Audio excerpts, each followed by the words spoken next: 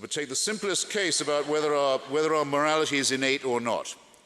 And every time I'm asked this question, if you didn't believe in God, how would you know what was good and what wasn't? Every time I'm asked to speak on this, the daily news allows me to give a different answer and give a different example. Take the simplest case of what I believe is innate, our instinct for our children. You don't have to be a parent to have this. You see a child trying to rush into the traffic. If you're not a parent, something tells you what you probably ought to be doing about it. The care and love and protection of children is instinct in us, in fact in many other species too that don't claim to be divinely ordered around.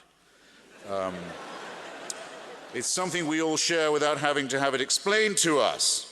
We may say that that those who don't have it, the psychopaths who don't seem to have it or who take delight in breaking this commandment or rule, we say that they're bestial, but again I refer you to the animal kingdom that doesn't allow such transgressions. Now, our whole culture is currently being convulsed, rightly I think, over an offense committed more than 3 decades ago against a young woman of 13, a girl of 13, by a famous man who was stupid enough to try and sue Vanity Fair and thus incurred my curse and displeasure. It's good that such an argument could go on for so long, I think, legally and morally, because it shows that individual rights are paramount too, just as it was right that France should convulse itself and suspend all other business until the question of Captain Alfred Dreyfus had been settled one way or another. It shows not just that justice is important, but that the individual is the only unit of currency in which this kind of thing can be discussed. Now, the very best I found you can say in Mr. Polanski's defense would be that there was some kind of sick complicity involved, that either the girl or her ambitious parents or the general context of permissiveness or something of the sort gave him the feeling that it was probably okay or not that bad to give her a muscle-relaxing drug as well as some booze. And then don't ask yourself why he wanted her muscles relaxed, please, because then you'll have to read the court transcript and you'll find out. And it's pretty horrifying. And I think people are quite right to be instinctively outraged, to think, no, if I can think of the worst thing I've ever done, you're already thinking of it. The thing about yourself you'd least like to have generally known, complete silence. Very satisfying. Most of you, I imagine, are thinking, yeah, but I wouldn't do that. I wouldn't do that. I wouldn't. And no one needs to tell me why I wouldn't have either.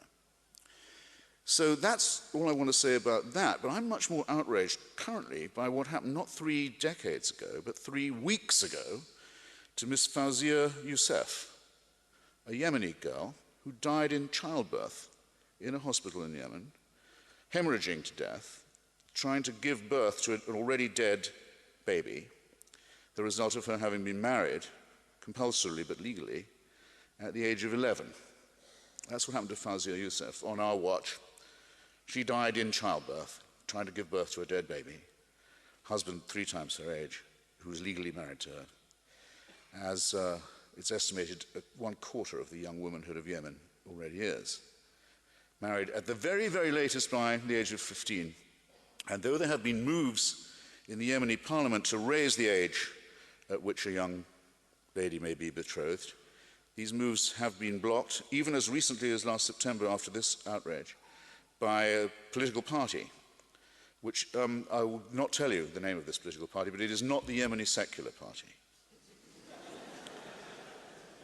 In Iran, the age of consent doesn't come up, by the way, because there is no consent to any sex outside marriage in Islamic society. In any case, and many kinds of it are punishable by death. But the age at which a young girl may be married was moved up finally. The Islamic Revolution put it back to 9.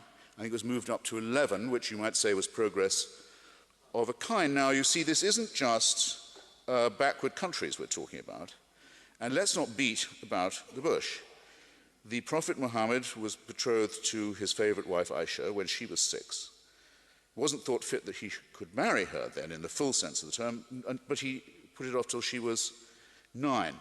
And across a vast swathe of the world, worse things than Roman Polanski has even thought of doing are done as a matter of law and of course, and in the name of, no, not in the name of, but because of the preachings of God's anointed.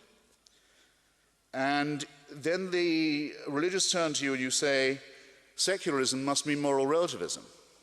Your ethics are situational. And I say, well, let's just hear that again. Because given that I've taken the simplest moral baseline it's possible to take, the protection of defenseless children, isn't it true that all the leading religions of the world are Abrahamic? Yes, we love to stress it. We adore to say that we have all this wonderful multicultural thing in common. And what was Abraham most famous for, apart from having a wife who had a baby when she was 101, which is an advance over dying in childbirth when you're 11, having been raped, probably by a close male relative, if you really want the truth. Apart from that, Abraham's most famous for saying, if God wants me to kill my boy, of course I will. And the only difference between the monotheisms is that some say it was Isaac and some say it was Ishmael. I don't particularly care. But there are annual festivities on the part of the faithful to say, we wish we too were capable of such faith. And we want to beat our breasts in sympathy with those who are. Why do the Jewish people blow the ram's horn, the shofar? Because the shofar symbolizes the ram who is sacrificed instead. The blood sacrifice is the main thing. And there has to be a child involved. This seems to me to be disgraceful. And what's taken for granted that goes with it, because it was practiced on Isaac too in the form of a covenant and imitated by others, the genital mutilation of the young, to seal the pact with God, to say, nothing matters to me, not the life or health or bodily integrity of my child, never mind that. What has to be proved is, without God I am nothing. I'll kill for it. And I'm not just willing to say that, I'm willing to prove it. And I'm willing to use my children's bodies as the theater of this enactment of faith.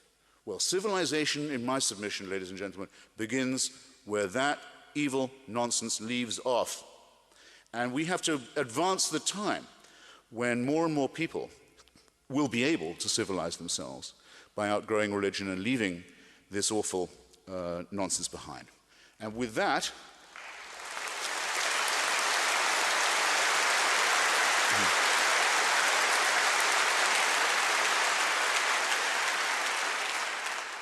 I think I've realized that if you haven't copped my drift by now, I might as well go and sit in that chair anyway.